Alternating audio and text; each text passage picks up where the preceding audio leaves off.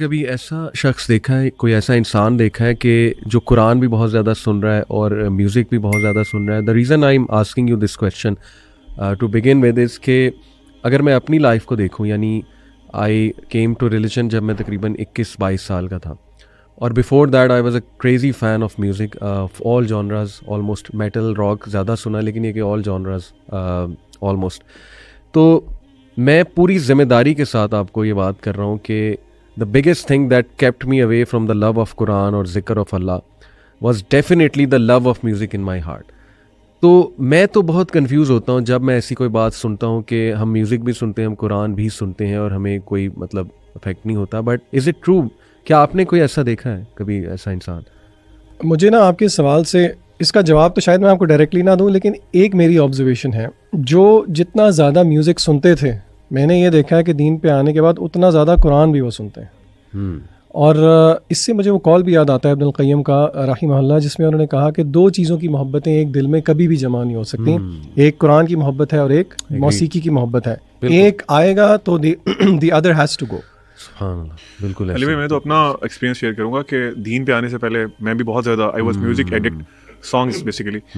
तो मुझे तो अल्लाह माफ़ करे, अल्लाह ताला मुझे माफ़ करे, नाउज़ुबिल्लाह, कुरान तब बोरिंग लगता था, तब दिल नहीं करता था सुनने का। कहीं भी प्ले होता था बंदा, चलो यार ये भी होता है ना बात जगहों पे कि सुबह सुबह कुरान लगा देते हैं, तो बंदे का दिल का चलो भी खत्म हो जाएगा। तो म्यूज़िक मैं नहीं समझता, मतलब मैं मानता ही नहीं इस बात को कि म्यूज़िक और कुरान एक बंदा दोनों चीज़ें सुन सकता है और वो कहता है मैं I am happy with that.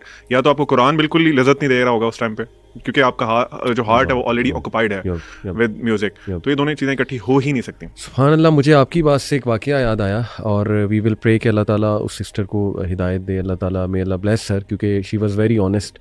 तो we pray for all the youth. उसने ब्लंटली मुझसे ये क्वेश्चन किया। I think she came to my class, मेरी क्लास होती थी एक वहाँ पे यूथ क्लब, पुराना जो यूथ क्लब था गार्डन टाउन में। तो उसने ब्लंटली मुझसे क्वेश्चन किया कि सर मैं म्यूज़िक लर्न कर रही हूँ, कोई आई थिंक किसी उसने डिग्री का नाम लिया था, उसमें म्यूज़िक भी वो लर्न कर रही थी। तो शी सेड कि sir honestly Quran doesn't attract me. आपने लेक्चर में बार बार बात की कुरान की रेसिटेशन से कनेक्ट करो, मेरा लेक्चर शायद इस मौजू पे था। शी सेड कि आई कांट कनेक्ट, मुझे नहीं म्यूज़िक जो है ना, टू बी ऑनेस्ट कुरान मुझे अट्रैक्ट नहीं करता, but music is my life, music is my soul, it gives me energy, it gives me the drive to move on, it gives me hope and so many things.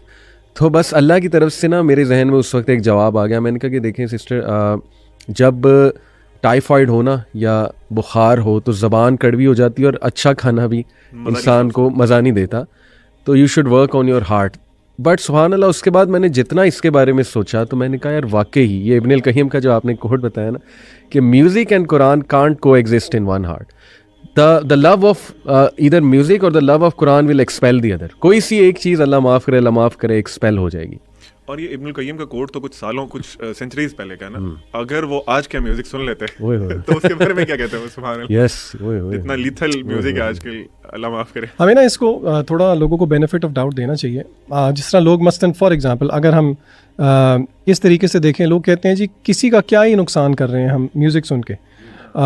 इसमें भी by the way इसको भी हम debunk कर सकते हैं कि music सुनने का सोसाइटी पे, यानी कि आप अगर म्यूज़िक कोई सुन रहा है तो वो सब्जेक्टिव नहीं है उसकी ज़ात तक, उसका म्यूज़िक सुनना उसका एक इफ़ेक्ट है सोसाइटी पे, उस पर भी हम बात करेंगे। लेकिन यहाँ पे मैं जितने भी ऑडियंस हैं, और अगेन द रीज़न वाई हम ये बता रहे हैं वो इसीलिए ताकि ऑडियंस भी रिलेट कर सके। हम तीनों, आपको पता है कि म्यूज़िक से एक गहरा ताल्लुक़ रहा है हमारा, और हम जो ये बात कर रहे हैं वो इसलिए नहीं है कि हमें इस चीज़ का आइडिया नहीं, वी अंडरस्टैंड वेल कि म्यूज़िक की जिसको अब हम इंटॉक्सिकेशन कह रहे हैं।